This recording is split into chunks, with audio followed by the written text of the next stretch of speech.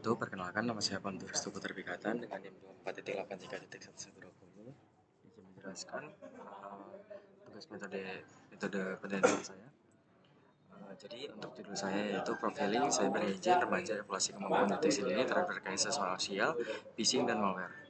Nah, jadi disclaimer untuk penelitian saya ini berfokus pada penguatan kebiasaan keamanan digital pada kelompok remaja usia 15-18 tahun, khususnya menguji seberapa peka mereka dalam mendeteksi ancaman penipuan, manipulasi psikologis, phishing, dan penyebaran konten jahat malware.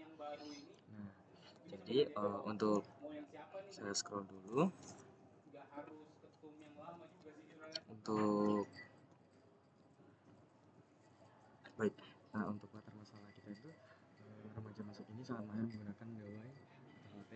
Visual motif nama kemahiran operasional tersebut tidak sejalan dengan kesadaran keamanan digital mereka. Mereka seringkali menjadi mata rantai terlemah dalam keamanan siber karena cenderung mengabaikan aspek kehati-hatian demi keamanan masa seperti mengunduh file APK modifikasi ilegal. Gitu. Nah, untuk rumusan masalah sendiri di sini, saya mengambil dari riset yang saya temukan. Saya mendapatkan 3 masalah. Yang pertama itu bagaimana profil kemampuan cyber engineer remaja di sekolah, seberapa kuat kemampuan deteksi dini, bagaimana rancangan solusi edukasi berbasis simulasi interaktif. Dan untuk batasan masalah sendiri, nah itu objek penelitiannya meneliti difokuskan pada profil psikologis perilaku cyber. Oke, untuk lanjut selanjutnya di bab 2, studi literatur review. Nah, secara umum melalui sintesis dari penelitian terdahulu 2021 sampai 2026 ditemukan bahwa kelalaian faktor manusia meneror dan rendahnya pola perilaku cyber engine harian menjadi celah utama. Nah, security gap sering dieksploitasi status digitalnya nanti pada pelajar tidak menjamin keamanan perangkat mereka jika tidak dibekali kepekaan. Gitu.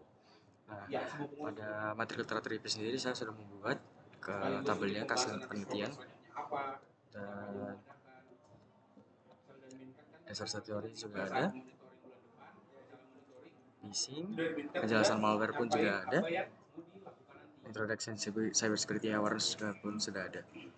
Nah, selanjutnya pada bab 3 objek penelitian. Jadi objek penelitian ini metode penelitiannya itu menggunakan pendekatan kuantitatif. Jadi saya di sini memakai sistem yang kuantitatif dengan metode survei eksperimental menggunakan instrumen supervision terstruktur dengan skala Likert 1-5 untuk memetakan perilaku serta menggunakan skenario simulasi. Nah, responnya dibatasi pada siswa-siswi 15-18 tahun di daerah istimewa Yogyakarta.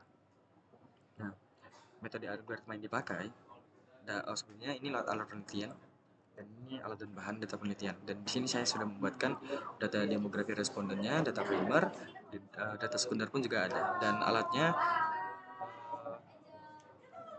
di sini saya membuatkan tabelnya. Nah, menggunakan di sini metodenya menggunakan materi problem perilaku berbasis kuesioner skala Likert, terstandarisasi, analisis korelasi non pragmatik uji korelasi terkait eksperimen. Nah, metode ini nah dari variabel penelitian kan variabel atribut karakteristik ya nggak mati diukur untuk menjawab perumusan masalah penelitian. Jadi variabel di sini saya menggunakan ada 3. Pertama itu variabel cyber engine sebagai x1, variabel security awareness sebagai x2, variabel kemampuan deteksi dini ancaman cyber yaitu y. Nah, setelah itu diusulkan luaran berupa rancangan rekomendasi edukasi menggunakan pendekatan simulasi interaktif berbasis gamifikasi.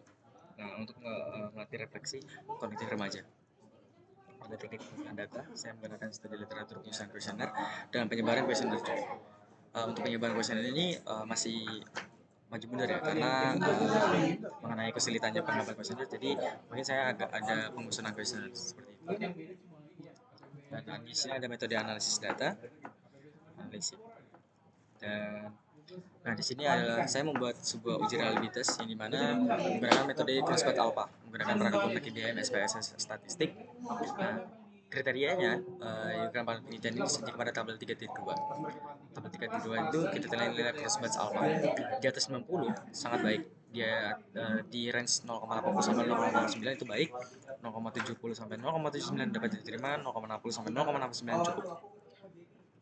Dan berikut adalah beberapa referensinya. Mungkin itu yang bisa saya sampaikan. Terima kasih. Wassalamualaikum warahmatullahi wabarakatuh.